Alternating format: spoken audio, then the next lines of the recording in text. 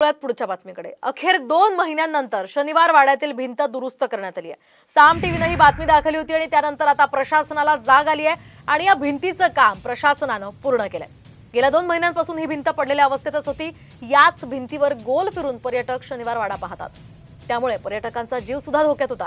या संदर्भातली बातमी साम टीव्हीने दाखवली होती आणि आता ती भिंत जी आहे ती दुरुस्त करण्यात आल्याचं आपण पाहतोय।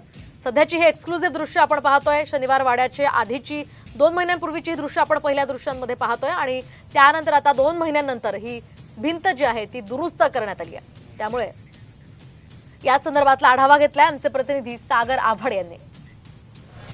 वादळी पावसाने शनिवार वाड्याची भिंत पडली होती आणि ही भिंत साम टीव्हीने बातमी दाखवल्यानंतर पूर्ववत करण्यात आलेली आहे। गेल्या महिन्यामध्ये मोठ्या प्रमाणावरती वादळी वाऱ्यासह पाऊस झाला होता आणि शनिवार वाड्याच्या भोवती असणारा एक मोठा झाड जे आहे ते या भिंतीवरती पडलं होतं आणि भिंत जी आहे ती पडली होती। याच भिंतीवरून अनेक पर्यटक ये जा करत असतात। लहान मोठे अपघातही त्यावेळे झाले असते, मात्र खबरदारी जी आहे ती प्रशासनाकडून घेऊन त्या ठिकाणी काही दोऱ्या ज्या आहेत त्या बांधण्यात आलेल्या होत्या आणि त्यानंतर साम टीव्हीने बातमी दाखवली।